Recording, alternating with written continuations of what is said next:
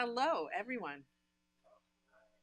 I'm Ann Walsh, Associate Professor for Time-Based Media in the Department of Art Practice here at UC Berkeley. Welcome. Woohoo! Tonight, Art Practice's Wiesenfeld Speaker Series and the Berkeley Center for New Media's Art, Technology, and Culture Colloquium are pleased to host this talk by Kerry Tribe. Both of these series are proud to be part of Arts and Design Mondays, a regular weekly series coordinated by the Office of Berkeley Arts and Design. We are particularly grateful to the Arts and Design Office led by Associate Vice Chancellor Shannon Jackson for supporting the staff costs and space costs of this theater at BAMFA. So thank you. Yeah. We like being here. I'd like to also welcome you back before we've even done this talk. Next Monday, October 22nd at 6:30 for a lecture by the artist Shimon Ati here. And the book launch for our art practice chair, Alan D'Souza, on Friday, October 26th in Kroger Hall. Yeah. Now, Kerry Tribe. I'm honored and thrilled she's here, as I've been an admirer of her work since we met almost 15 years ago, I think, just as I was leaving LA to come here to work at Berkeley. And I don't even remember how we met, but it was a kind of nice setup where somebody said, "You guys should meet and talk," and we did, and it was fortuitous. Since then, Tribe has built a tremendously rigorous and varied practice, one that I'm glad she's been well rewarded for. Her work has been the subject of solo exhibitions at the San Francisco Museum of Modern Art, at 356 Mission, Los Angeles, the Institute of Modern Art, Brisbane, the Power Plant, Toronto, Modern Art, Oxford, and Camden Arts Centre, London. She's recently the recipient of two of the most prestigious awards for American artists, the Herb Alpert Award from CalArts and the U.S. Artists Fellowship. Well deserved. This coming spring, Tribe will be a presidential artist in residence through the Stanford Arts Institute, researching a new project. Yay. Tribe's work has been described as, quote, exploiting the medium of film to coax a poetics of contradiction, unquote. And I would elaborate by saying that the contradictions that I think interest her are the ones that grow out of the tension between being and knowing, out of memory and perception, often in the guide of documentary, but treating a huge range of subjects. Tribe manages to explore the disquiet of subjectivity within language. I've learned so much from her work, and I ask you to welcome Tribe here tonight. Yay.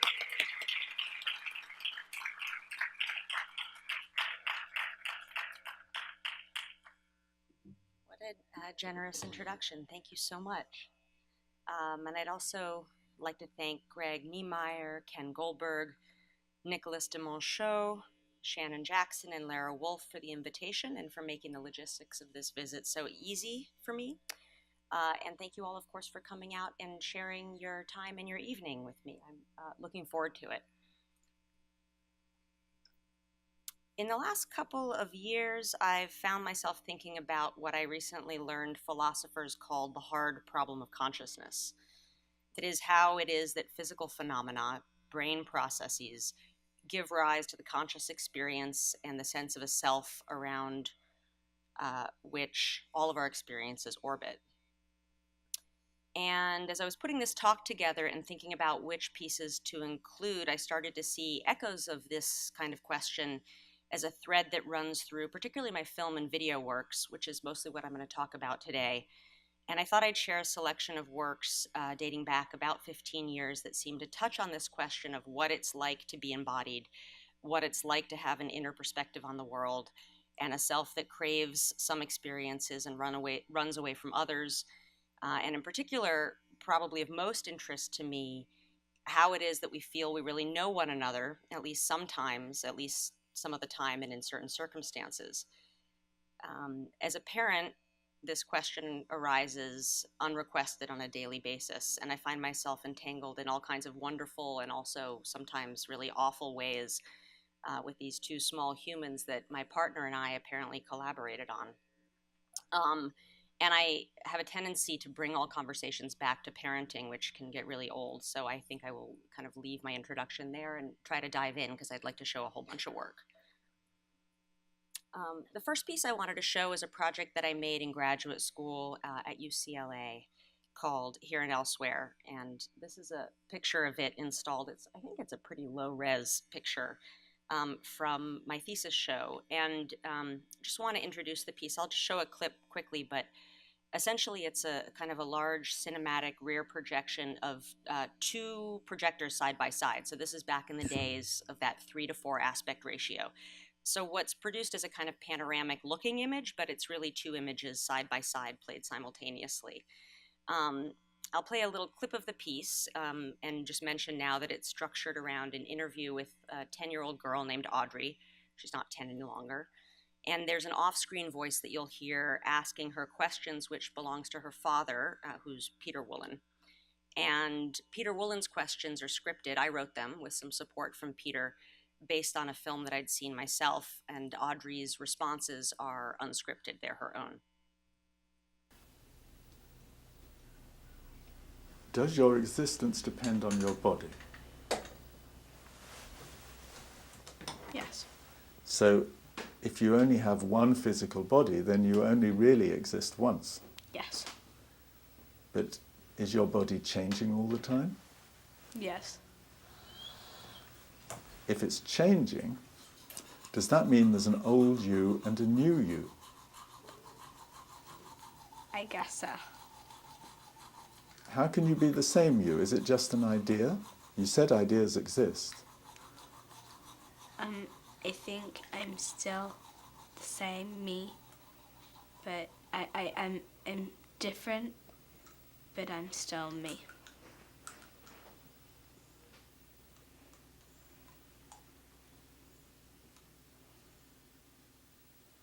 What does it mean to remember?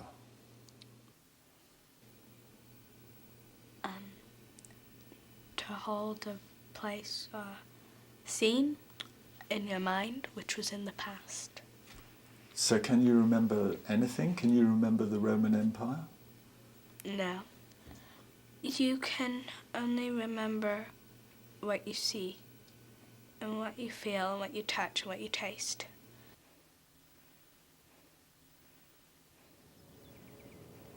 Try to remember something. Close your eyes if you like. Are you remembering? Yes.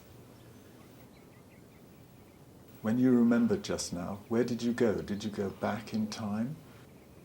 Or did the thing you were remembering come forward in time to meet you now?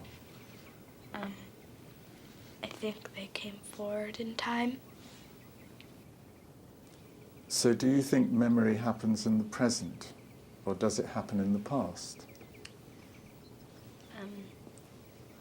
But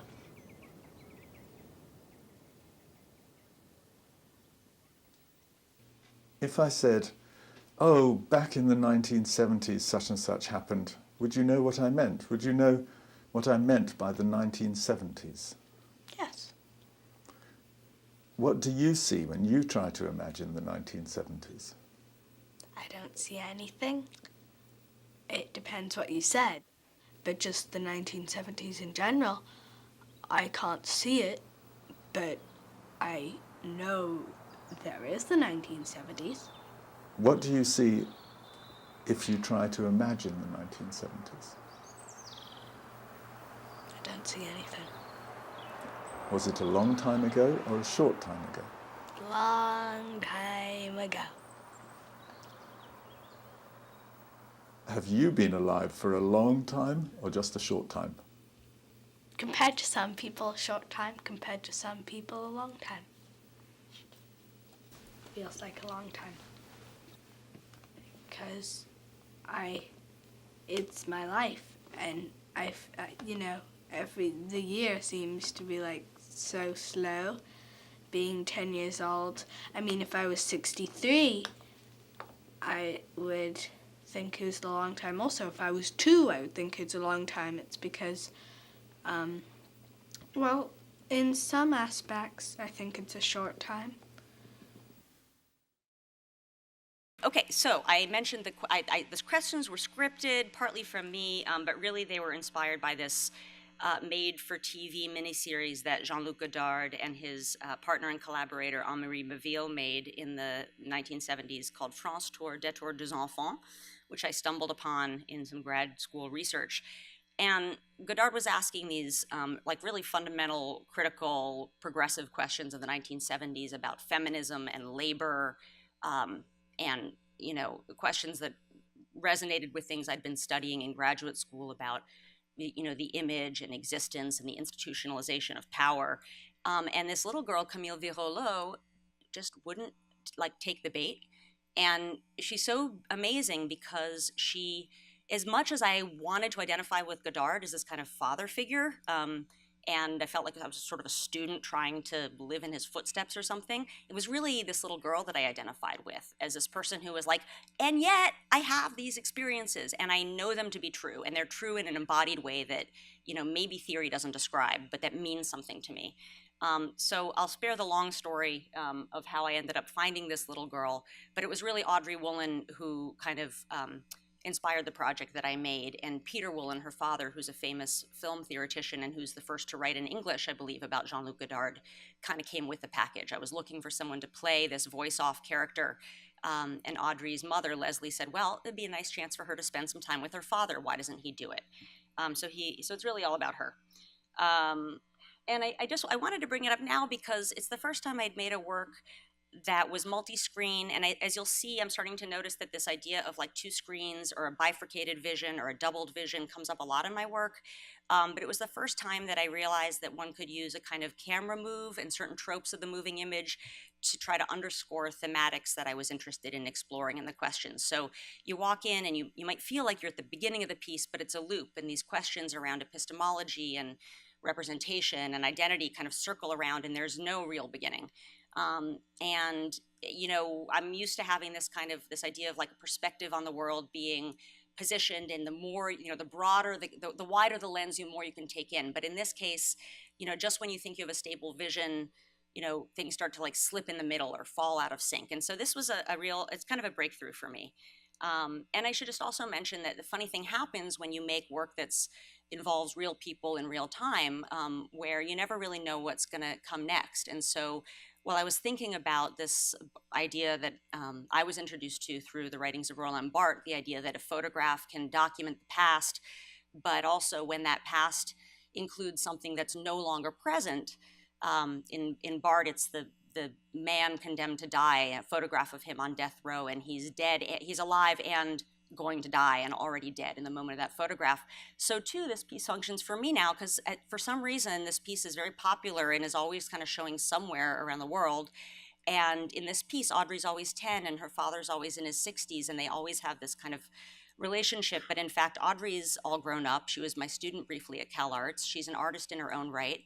She lives in New York, and her father, shortly after making this with me, was diagnosed with early onset Alzheimer's. And while he's still alive, he's really not the person who he was in this film. And so somehow the piece accidentally performed something that I was interested in exploring through it. And if I keep going, I'll start talking about all the bizarre coincidences that infiltrate my work, so I'll stop. The next piece I wanted to talk about is HM from 2009. And I start with this piece, this image, because this is what you always see when you approach the piece. It's a 2-channel projection, but the first thing you see is a kind of blank wall with 2 projectors, 2 16mm projectors. And I won't say anything else about it. It's a 20-minute roughly piece. I've excerpted almost maybe 3.5 minutes for you to watch, and I'll talk a little bit about it afterwards. So here we go. During the operation, Dr. Scoville made 2 small holes in HM's skull. Through these holes, he inserted retractors, which he used to lift up the front part of the brain, the frontal lobes. Aspiration requires inserting a small instrument into the intended target and sucking out brain tissue. So Scoville proceeded to remove the hippocampus on both sides, along with cortex surrounding it, areas that we know today are critical for the establishment of long-term memory.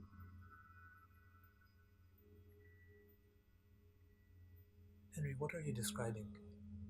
It's a dream you might have. So you weren't remembering anything just now? No, it was like a dream. Like a dream, or was it a dream? Well, it was like reality, but still a dream.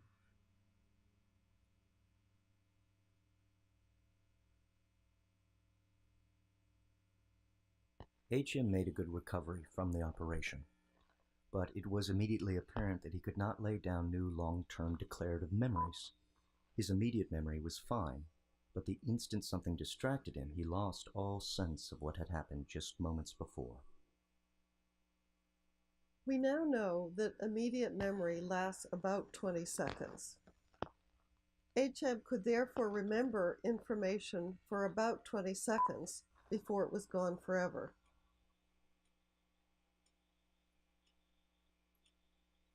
HM remembers all that happened to him up to the time of his operation, but can recall next to nothing that has happened since. Between 1953 and 20 seconds ago, his episodic memory is blank, and that blank space grows longer at the same pace that his life moves forward.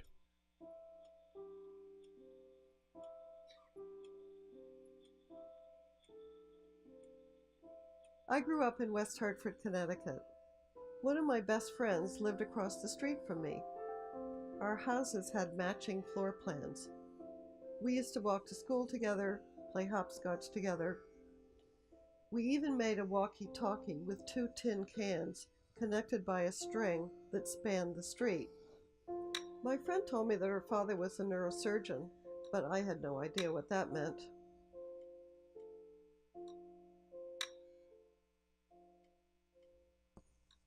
Do you know how old you are? I know I was born in 26. Are you in your 30s, 40s, 50s, 60s, 70s? I think 40s or 50s, right there on the borderline of that. Where are your parents? In East Hartford. I know I was Are they there born in now? 26. I think they are.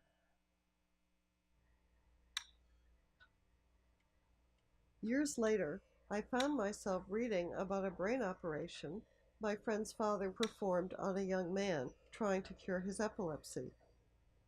The operation resulted in the patient losing his capacity to make new memories. My friend's father was William Beecher Scoville, and the patient was HM. So how many of you noticed that the images that you saw on the right side of the screen were exactly the same as the images that you saw on the left side of the screen just 20 seconds later? Not that impressive, people, some of you.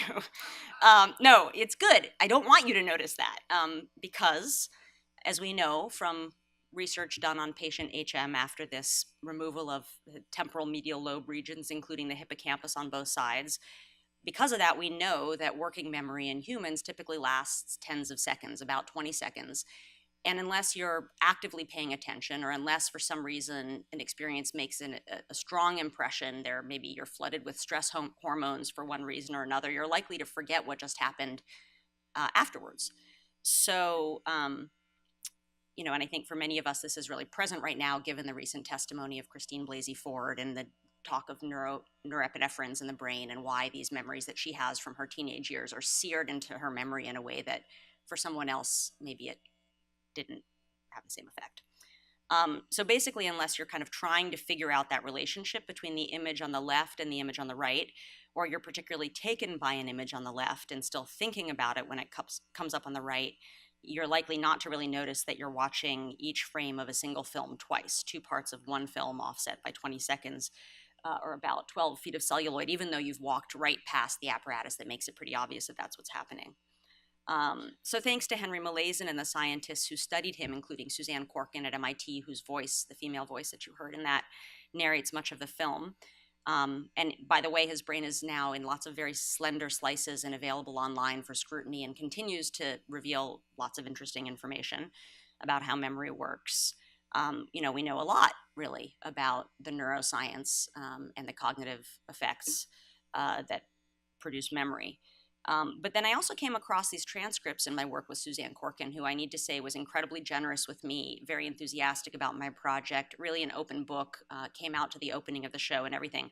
But we had a couple of kind of central disagreements, and one was the value of these sleep studies that were done with HM by her students in the 1970s. When students would ask him while he was asleep with electrodes on, they'd wake him up and they'd say, "Henry, what were you dreaming?" And he would often report these sort of troubling episodes that to a more literary-minded kind of reader sound a lot like metaphors for the last thoughts of somebody who's about to undergo this terrible, frankly, experimental operation. So, for example, in reality, before the procedure, Henry Molaison aspired to be a mechanic like his father, but in the sleep studies, he'd have these recurring dreams that he was a doctor, in fact, a surgeon, who was about to make a terrible mistake that would leave someone paralyzed or dead. In reality, as a child, Henry spent time in the lakes in northern Maine and swam with his family. But in these dreams that he'd report, he'd say that he'd ventured off to some underwater cave in which he would find it miraculously easy to breathe. But once he was there, he became terrified that he'd never have the energy to make it back. And so, while it was amazing to work with Suzanne Corkin in her lab, and, I started reading like science papers for the first time, the fact that she discounted this sleep research struck me as really weird and kind of problematic. And it kind of came to a fore only when I was quite late in the project and asked her about how she first encountered HM, and she revealed to me this amazing story that, in fact, her best friend as a child had lived in a house just like hers across the street, and that the father of that child, who was her best friend, was the doctor that performed the surgery.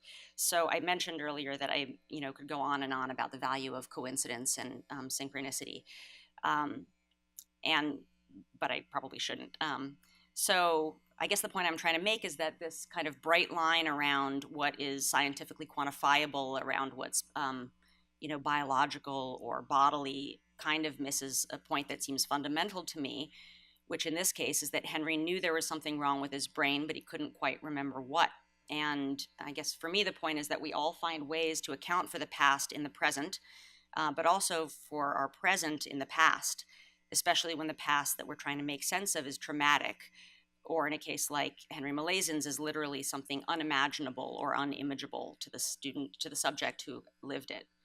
And then this is a picture of me on set. This is not recommended, but I bring it in here to the lecture just to mention that the camera that I shot, a lot of what you saw was shot on a set in Valencia, California with actors. That was not really patient HM. But then all the footage that was sort of real, in the sense that I went back to these places that were significant to HM during his life, MIT and Hartford, Connecticut, and these lakes in Maine, was shot with a Bolex, which, as you may know, is a camera that has a hand crank, and you can crank it up and the motor will record for 20 seconds before you have to stop and crank it again. So while I didn't really use a lot of 20-second long clips from that piece of technology, it seemed like the apt tool to use in thinking about these kinds of questions. And the next piece I want to talk about is called Critical Mass. It's from 2010, but it was performed up until around 2013, 2014, when we ran out of steam.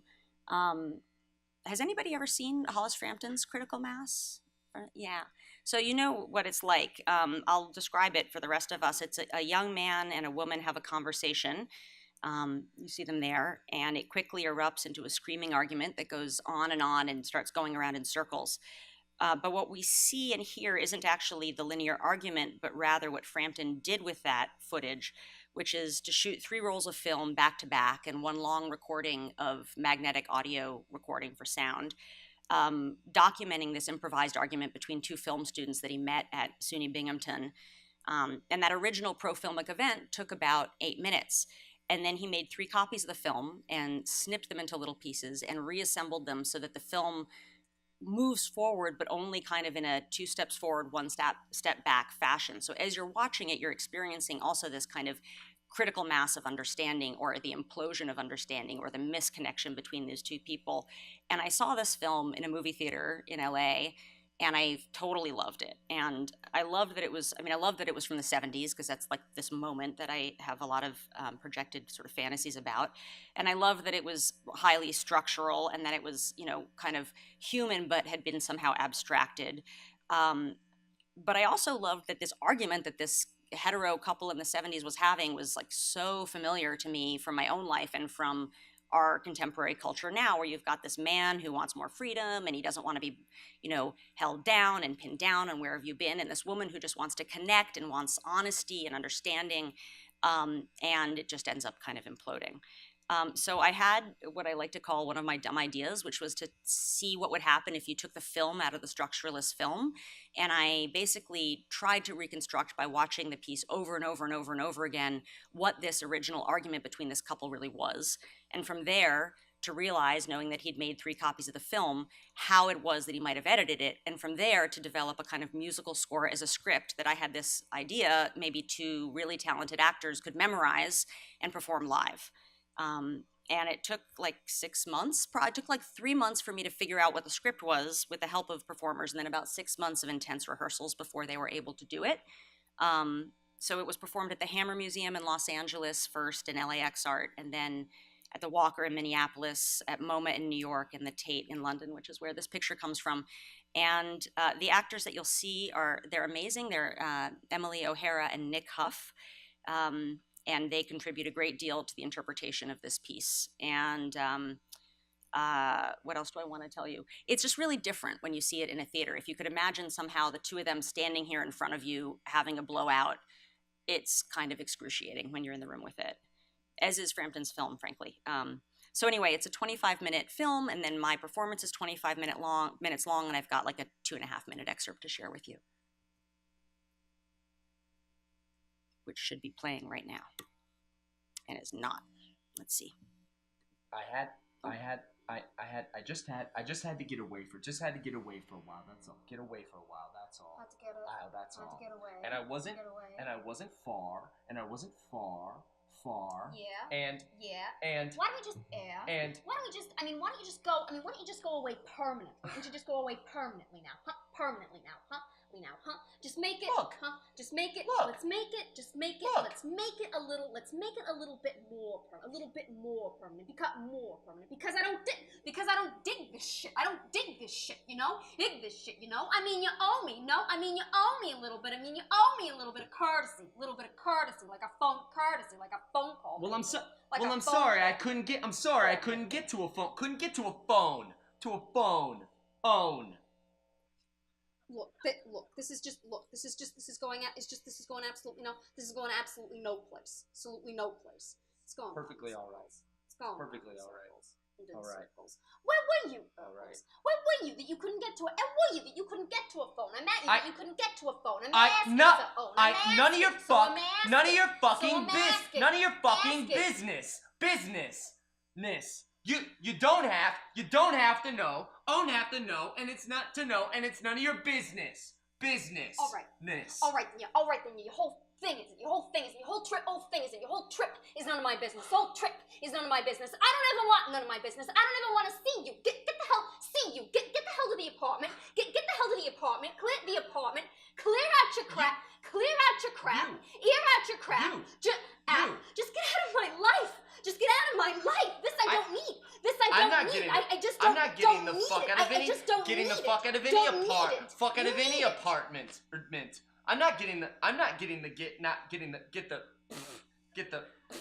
You get the fuck out. You get the fuck out of the apartment. Fuck out of the apartment. You get the fuck out of the apartment. Fuck out of the apartment. I'm the one apartment, man. I'm sorry, I'm not. I'm sorry, I'm not. I'm the one who rented it. I'm sorry, I'm the one who rented it. sorry, I paid I'm who not. rented it. I'm sorry, I'm not. I paid more of the rent on that. More of the rent on that damn apartment than you. That damn apartment than you did. I'm sorry, I'm not. I'm not. I have no place. You're not, huh? I have no You're place not, to go. All right, I have no not, place to huh? go. All right, then I'll go. Oh, All place right, to then go. I'll go. I'll Oh. go. I'll go. I have other places. I have other places to go. There are other places to go. There are plenty of Good. There are plenty of Good. guys that I can live. Plenty of Good. guys that I can live with. I can live with. I don't need your And shit. probably. Don't need And your probably shit. have. Your Probably shit. have been. Have been.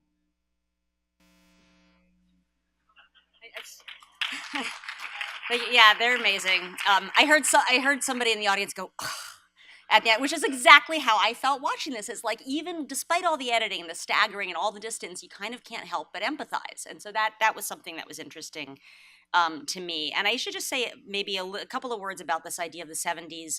A teacher of mine, there's a lot you could say about the 70s, but a teacher of mine, Mary Kelly, who's really interested in psychoanalysis, asked me about the 1970s and my work. And I said, I don't know what it is. I was born in 73. I'm too young to remember it, but I feel so structured by this moment because of what was happening in art and film and feminism and politics and technology. And she said, oh dear, it's just your primal scene. And I thought that was kind of great because it's like this structure. I mean, I'm sure we all have these sort of things that we return to, these moments that for us feel totally formative, but somehow like we missed entirely. So we're not like, our origins aren't where we think we can pinpoint them to be. And I'm moving this thing off. All right, I'm going to just keep going. Okay. So Aphasia Poetry Club, 2015. So there's a definition of aphasia. In 2012, I received a Creative Capital Foundation grant to make a new work that I said would have something to do with the neurological condition called aphasia, which has to do with damage to the language centers of the brain, typically as a result of stroke, usually, or some other kind of traumatic brain injury. And the way that I'd kind of framed it in my application, which in the end I think was really problematic, was that I've been working with subjects who do this sort of first-person address, speaking into the camera about their experience for many years. And I thought it would be really interesting I thought it would be a great idea to see what would happen if people were solicited to participate in a project where they were basically there because their ability to describe their experience, trying to talk about themselves, was a kind of conundrum or impossibility. And as soon as I met a bunch of aphasics, I realized that no two people with this disorder have the same condition, and that actually the idea of somebody kind of standing in for a larger, like, semantic or symbolic problem is totally fucked. And that the people that I was meeting with had a lot more to kind of teach me than I did, I think, have to teach them or to use them in some way for a project. So I looked around for support groups and stroke survivor groups and things like this, and I eventually heard about a group at Cedars-Sinai in Los Angeles, where I live, that had been meeting for almost a decade. And I went to them and I said, I don't have aphasia. I'm an artist, and I am not planning on making a documentary that will shed light on the problems of aphasia. I don't really know what I'm doing, but I'd like to sit in with you and get to know you and see if a project might grow out of it. And they seemed game. And I actually, after a few weeks, they got used to me being there, and I was involved in conversations, and they sort of said, well, like, what is it that you might make? And so I actually screened HM, the piece about the amnesic man that I showed you a clip of earlier, for them, because I felt like that would be the piece of everything I'd made that would be maybe the most difficult, as reliant as it was on memory and working memory and short-term recall, for them to kind of get. And they loved it. And the responses that they had were quite different from what I'd heard from anyone else. But I really, truly believe that they understood the project and my interests in a way that I wasn't expecting.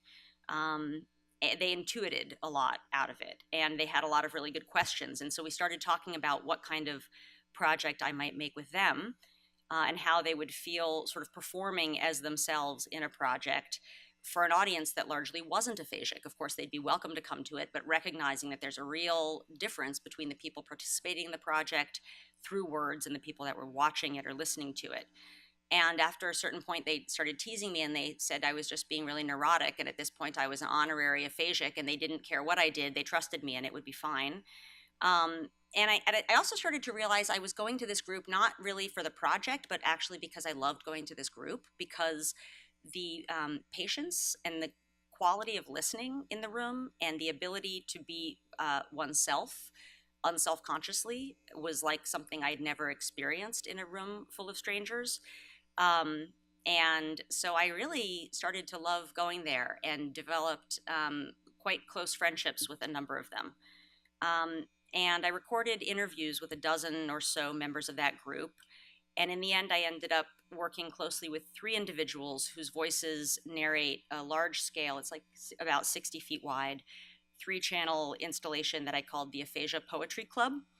And the first person, I'll also just sort of give a little credit to these 3 people. Chris Riley is the first person, and that's a picture related to his part of the film that appears there right now. He had a stroke, but before that was a very serious artist and photographer who had made a really interesting book about the killing fields in Cambodia, and had discovered these negatives that had been disappeared, and worked with a collaborator to reprint these negatives, and had given a lot of thought to what it means to try to image trauma and image loss.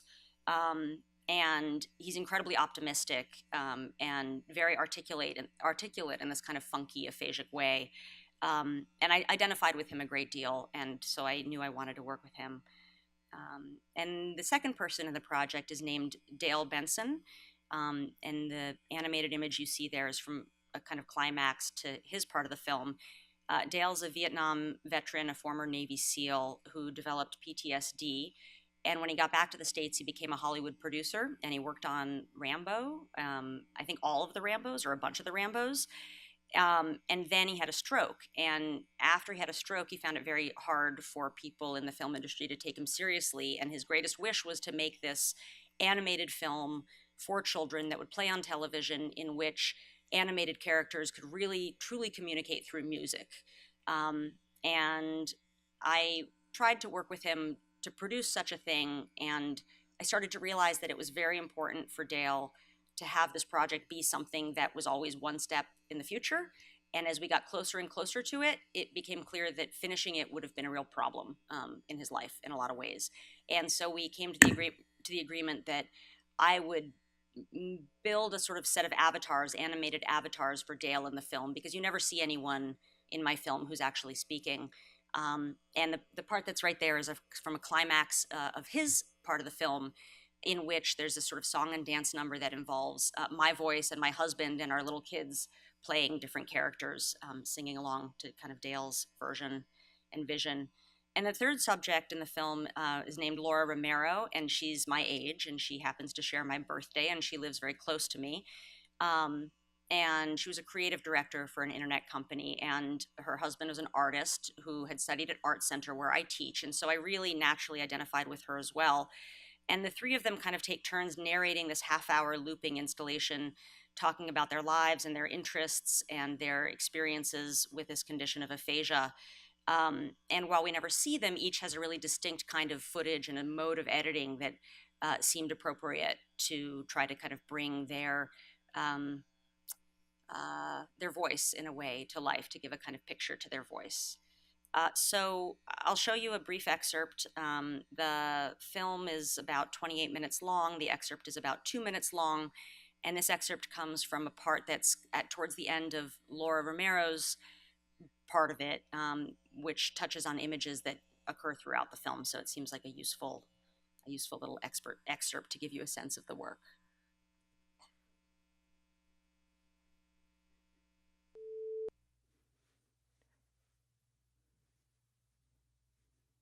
I want to get there.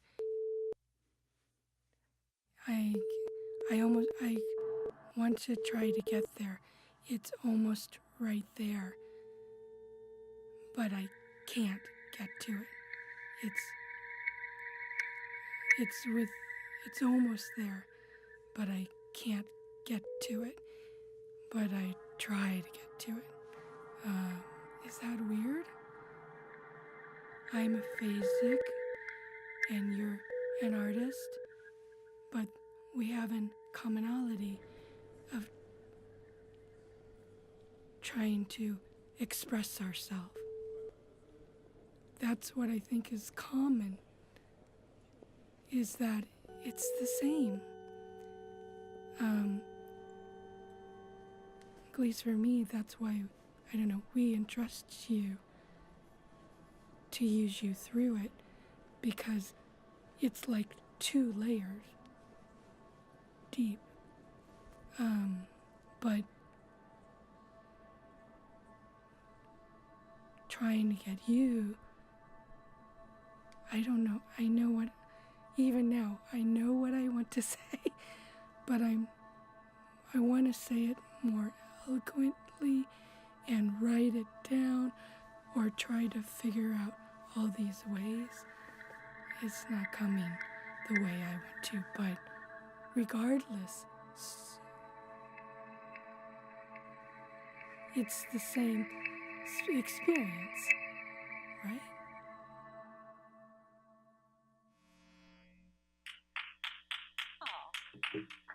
So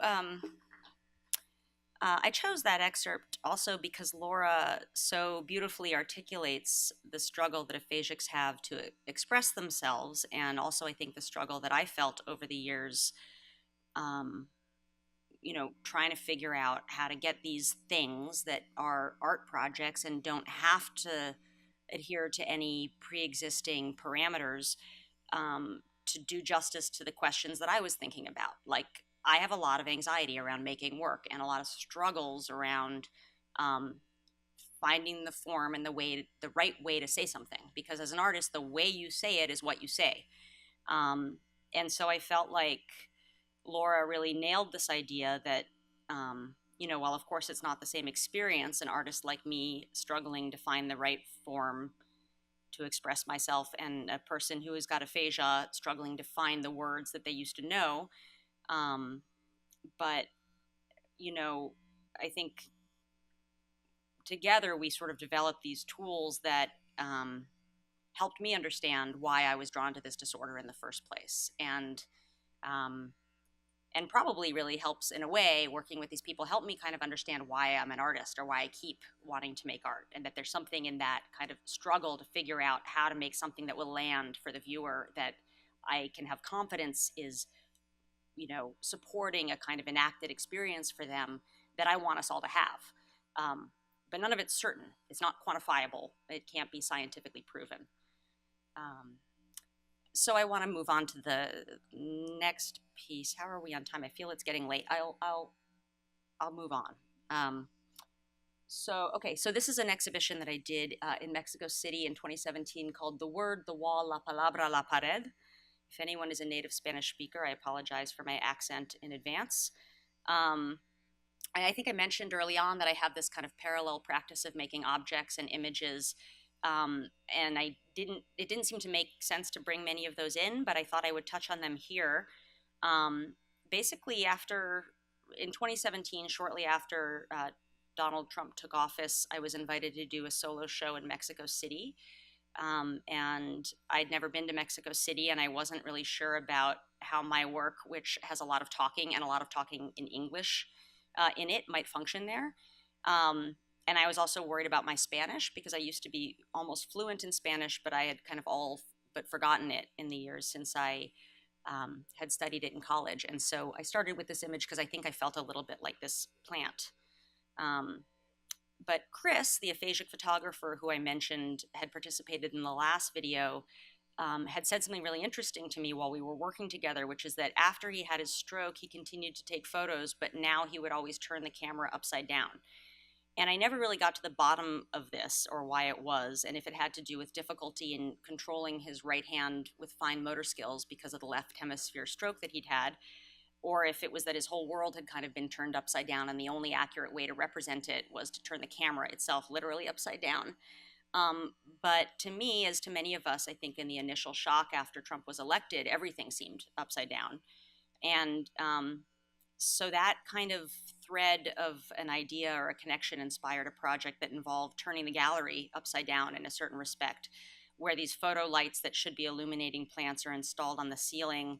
And these kind of stairs that you see in the background there, those gray stairs, are a kind of signature feature of this particular gallery in Mexico City. You can't see them because they're right behind the camera in the photograph that's up there now, but we reproduced the stairs on the ceiling, and there was this kind of mirroring and symmetry. So when you walk into the space, it's not entirely clear whether you're standing on the ceiling or whether everything else is just the wrong way around.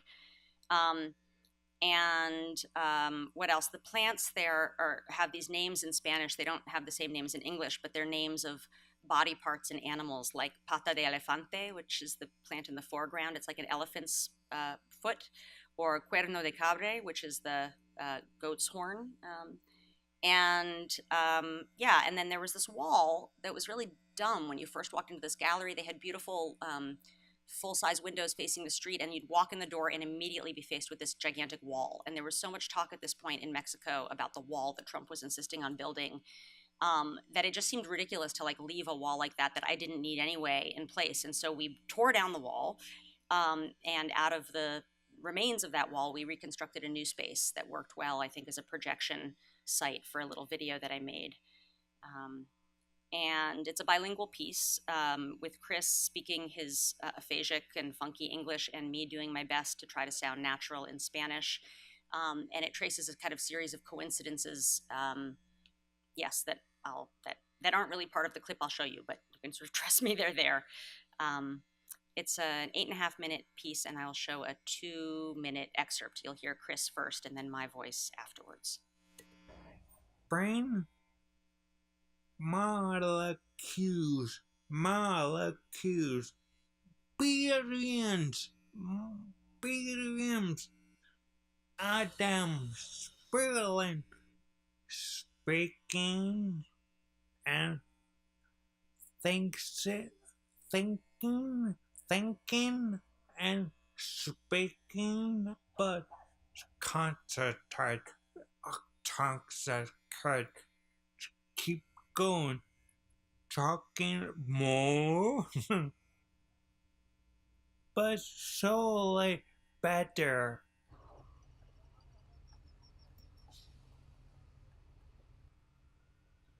Manos,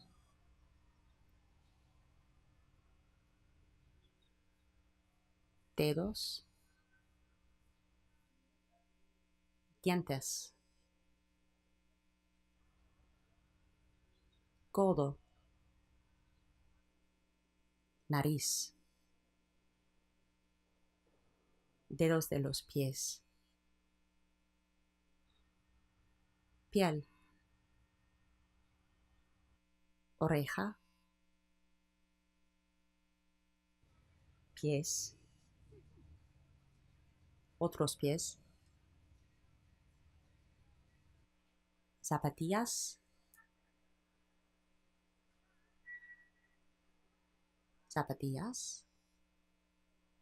más zapatillas, zapatillitas. ¿Cómo se puede ser conocido por otro? Okay, and so that brings me to the last project I want to talk about, which is called Standardized Patient, from last year. A standardized patient is a professional who's been trained in performing as a specific patient that's been scripted. They're typically also trained in communication skills, remembering everything that a doctor in training might do with them in an encounter, and offering useful, constructive feedback to a doctor in training who would be seeing them and treating them as a patient. So they're actors, especially in Los Angeles, they're kind of all actors, but they also have a kind of institutional role in medical education that is pretty powerful. Medical students work with standardized patients or simulated patients to develop their clinical and diagnostic skills. Doctors in training practice like asking the tough questions and delivering bad news and interviewing and palpitating and diagnosing standardized patients in different kinds of encounters. So the image you see here is a still from my film. My film is structured primarily around something called the objective structured clinical examinations, which I believe they do in third year med students, in which they have a timed encounter of 15 minutes. They look at a sign on the door that gives some brief information, name, age, weight, vitals of a patient they're about to see. They walk into the room, and then their job in 15 minutes is to take an interview, figure out what's going on, do any kind of diagnostic tests they may need to do, and then offer a provisional diagnosis and a course of treatment, or the next steps. And then the actors playing the patients, as I said, are specially trained to play these standardized roles that could really be played by any number of different individuals. So at any given time right now at Berkeley and UCLA and Riverside and Stanford and USC, there are these same cases, these same patients being encountered by all these different med students, and those patients are being played by hundreds of different performers. They're given names, occupations, family histories, and they've been instructed to answer questions depending on how those questions are asked. So the better the doctor gets at asking questions in ways that encourage the patient to open up, the better their odds are of getting information that they can then use to build empathy with the patient, and the more likely they will be to establish a probable diagnosis and a course of treatment. And so really standardized patients are part of the practice of teaching doctors to demonstrate empathy, which is sort of interesting to me.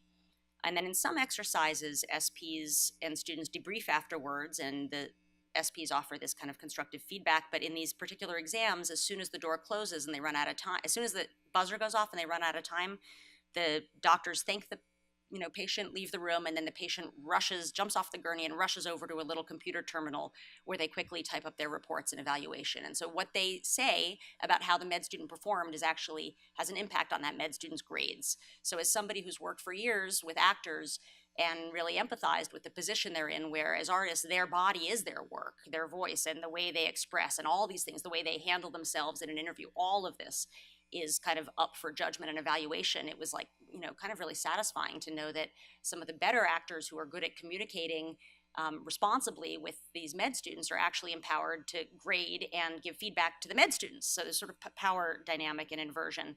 And also funny situation because you've got, students pretending to be doctors while you've got actors pretending to be patients. So all these different kind of levels of performance. And the whole thing is usually documented on closed circuit TVs that then afterwards the students and their faculty can use to debrief. They can see how it went, what might have gone wrong. So SF MoMA commissioned a new work. Technically, they said you could either use this modest budget to ship some old work out, and we could pay for framing, or if you think you can make a new project on this modest budget, you can try that. And I was like, oh, money for a project, great, I'll do it, which is how most of my work gets made. And so, anyway, I made this 2-channel installation, and it's basically 2 related but unique and separate projections on either side of a screen that separates 2 halves of the room. It's on an angle in the room, but they share one soundtrack. So 2 images, 1 sound, as it were. And basically the perspective from which you look at the video determines what you're going to see. So on one side, like what we'll call projection A, that's up there right now, you see live encounters and footage that was shot around these facilities at USC and Stanford. Around these sort of simulated encounters. But on the other side of the screen, while you're hearing the same conversations taking place, you see projection B, which includes all these other kind of visuals, mostly stills, that are related to the case at hand, but culled from this sort of repertoire of imagery and text that is available to each party in preparation. So the background kind of institutional documents, the image that's up now would be the kind of text that would appear on a door at the beginning of an OSCE. So you'd know only that the patient's name was Judy Donaldson. Again, this picture of students lining up in the hallway before this timed OSCE exam. And on the backside, different material. So it's a 17.5-minute film. I've prepared a 4-minute excerpt. It's frustrating for me to show the work in this way because you can never, it's designed so you can never see both at once. So a lot of people might walk in and only see the front, the A side, or only see the B side, and now you'll be seeing them both in a way that's not intended. But I think I did enough setup, you get the point. Okay. Richard? Hi. It's Diane again. I think you fell asleep for a little bit. I think the last thing you mentioned was that you're usually very vocal.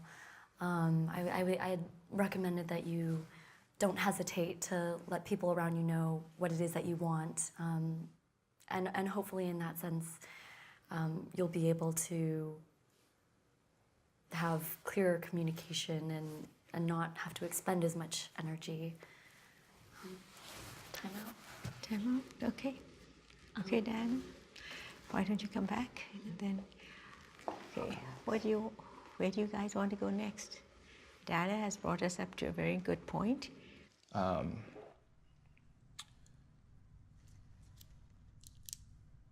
you on any medication now? Yes. I take Ritalin. Ritalin? Okay. Do you drink, smoke, do any kind of hard drugs? I don't do any drugs. Do you drink? Yes. Do you smoke cigarettes? Yes. About how many did you say you smoke in a day? I think it depends on the day. Depends on the day. Yeah. Okay. How's your family history? Do your parents have any illnesses, any diseases, anything, heart diseases, heart problems? My family have had heart attacks. Heart attacks. Okay. Mother, father, both? My mother and father. Mother and father. Let me ask you before I continue on with this, when's the last time you had any sort of pain or any kind of discomfort in your chest area? Do you know? This morning. This morning? Okay. And you were just getting ready, daily activities in the morning? Yeah, it's pretty regular, just getting ready for work. Just getting ready for work? Yeah, heading out the door. Okay. So first of all, what's this? Well, that's a pen. Okay. And what's this that I'm sitting on? A stool. Okay. And what's this on my wrist? It's a watch. And if I could just ask you to remember those again when I ask for them later on in the conversation. Oh, okay. And can you tell me where we are right now? We're right here in your office. And more specifically? We're in Los Angeles. Okay. Can you spell world backwards for me, please? World. World. G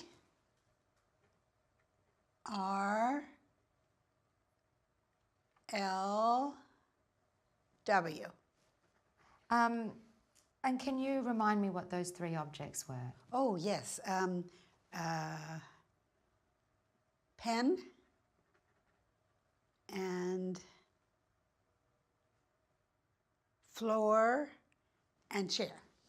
So, Mrs. Matthews, this is something I know you really want to get your knee today, but my biggest concern is getting you. That's a good way to do it. And the big concern I have is if this is something that is actually serious, you might not make it here today.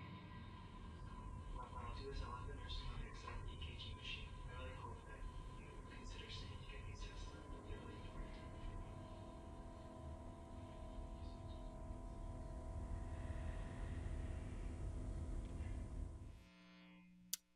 What else to say? It's been in a couple of different venues. I think maybe the most surprising thing for me about this project is, sort of after the fact, looking back on it, is the way that doctors, established doctors who have seen the work since it's been exhibited, have gotten in touch with me and said that it brought back the terror of being a medical student and all the mistakes that they made and all the mistakes that they are afraid they still make. And that was really somehow very heartening to me, that just sort of that recognition that we're all performing these positions all the time that, from the outside often seem they're like stable and fixed and happy and secure, but everyone is kind of making it up as they go along. I mean, obviously they're well trained to do this, but also I think it's terrifying to deal with another human's body and feel responsible for it. And so those dynamics of empathy and compassion and care that implicate also knowledge and power are complicated and are something that I'm interested in kind of continuing to look at. What else? I'm trying to sort of think about this. I think as a way to wrap up, I might just note that we tend to think of encounters with art as sites of possible engagement with ourselves and the world, with our perceptions and our belief systems and our feelings of agency or our lack of agency, that art can enfold us in its experience and that the experience of art can expand within each of us. and that technology as art can provide what philosopher Alva Noe aptly calls strange tools for the philosophical examination of ourselves and the worlds that we create together. And that's it. Thank you.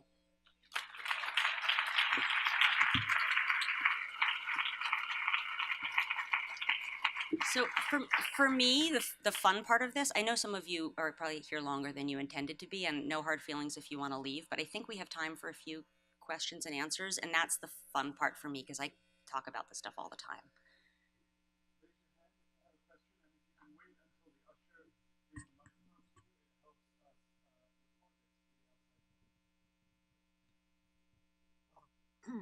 Forgive me if I'm being presumptuous, but your work seems to embrace a kind of radical subjectivity.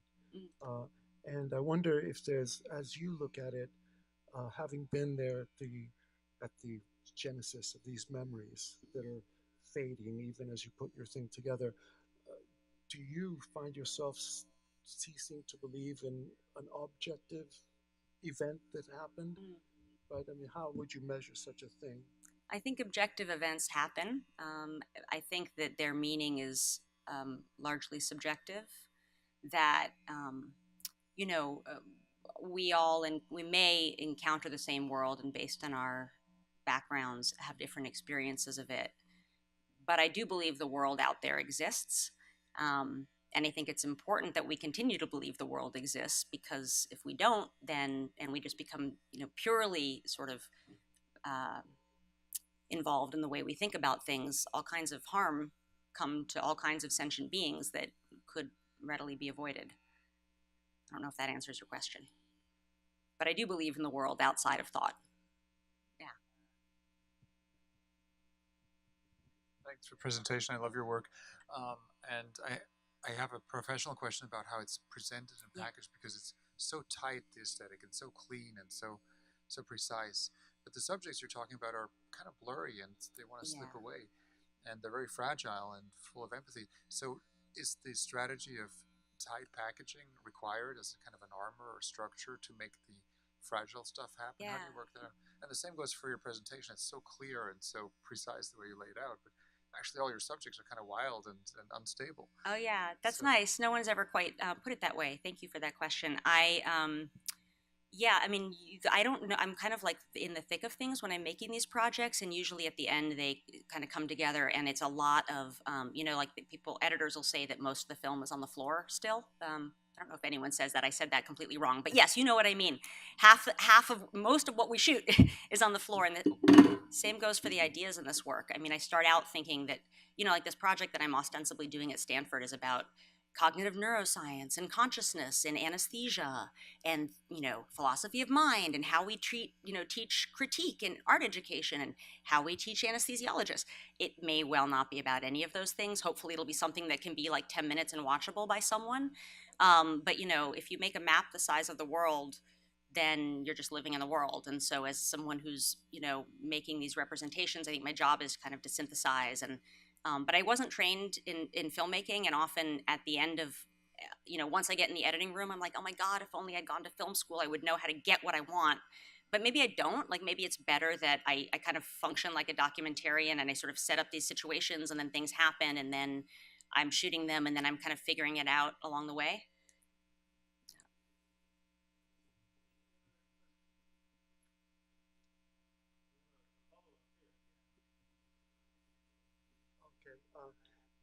If I might suggest something to you. Please. What your work, which I loved, by the way, it puts me in mind of a photograph that became rather famous, I think in 1983, a bombing in Lebanon. And the photograph showed the debris, the aftermath. And there was a plastic Mickey Mouse head in the foreground. And what ended up happening was a huge debate about whether the little piece of toy had been placed there. I remember that, yeah. Do you remember that? I remember that controversy, yeah. Yeah. And I wonder if at some point you find yourself treading on, because these are lovely people you're speaking with, right? These are their memories and their afflictions, right? And I sense that you're very sensitive to their plight and empathetic. So how do you balance that and still make a potent statement Yeah, about memory. I mean, it's really hard for me. I'm kind of waiting for the other shoe to drop and someone to tell me that I'm an exploitative, like horrible person. And I think I'm interested in the ethics of representation, which is kind of what we're talking about, but I don't know that there's like a clean sort of way through it. And the work is surprisingly autobiographical, actually. So it may not be evident, but in the standardized patient piece, about 2/3 of the people you see there are standardized patients, even people playing doctors in some of those scenes. So, and because these case studies, the case patients are proprietary information that end up on important med students' exams, we couldn't use any of them. So I worked closely with people that developed the cases to make my own cases that would kind of medically pass muster, that would test the right things. But they're all cases that are very personal to me and my own experience. And so it's kind of through my own, it sounds incredibly cheesy, but we only have one life, right? And we take the risks that we're going to take. And so I kind of put myself out there in the work, and I will step in it one of these days. Maybe I already have, but for now, it's like incredibly gratifying when, to do a talk like this and have people like nodding and be like, yeah, I feel it. Because that's the kind of connection that, kind of keeps me going. And that's what's exciting about it. So that's maybe part of the subject matter of the work, but also maybe the way of the work. And I've figured out that I'm kind of allowed now at the place that I'm at in my career to cold call people I'm interested in and be like, what you do is super interesting and I'd like to know more about it, and can we find a way to make something?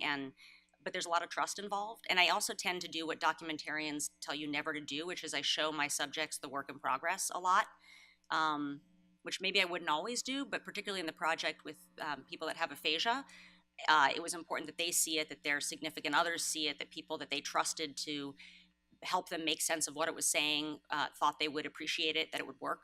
And like I said, now they constitute a part of my audience. I'm sharing work with them. I think about my kids the same way. Like, how does this work? How does this land for a child? How does this land for a philosopher? How does it land? Like, I want it to be accurate and precise and sort of true to the best of my ability, but it also has to feel a certain way. And the feeling is, I think, what conveys most of the ideas for me. Yeah. Oh, yeah, one last question.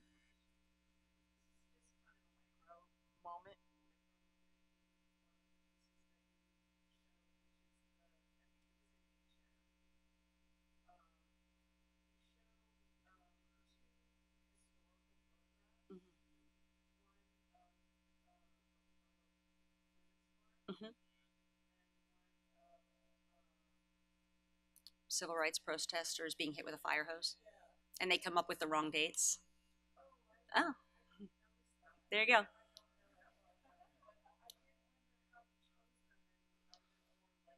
Yeah. Yeah, so how that kind of ties it throughout the piece, there are these recurring images from the media, photos I didn't take of women's lib marches, the construction of the Berlin Wall, Frederick Douglass, Oliver North, Nancy Reagan, and it sort of filters through the piece because HM was often tested by being asked the famous faces test, like who do you recognize? And it was one of the ways that scientists established that he had a kind of cutoff of new long-term lasting episodic memory in the year 1953 when the surgery was performed. So he could recognize faces, famous faces from before that time, but is totally unaware that, we ever walked on the moon. And he's not, women's lib means nothing to him. But for me, it also, because the piece is structured as one film that I had to edit in such a way that you'd always be seeing two parts of it side by side, there's this way that like history keeps repeating itself.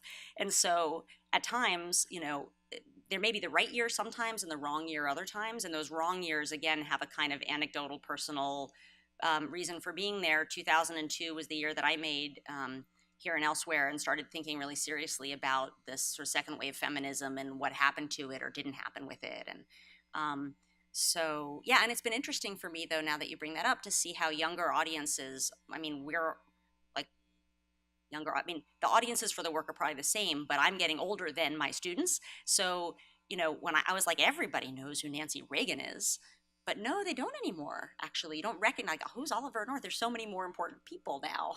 Problematic. So anyway, so it's sort of intended to be, and with the idea kind of that when you're watching it, you're like, what the fuck? Like, who is that person? That you feel a sense of a little anxiety around, like, am I supposed to catch both at once? Where do I pay attention? Am I wrong? You know, to doubt yourself maybe. Yeah.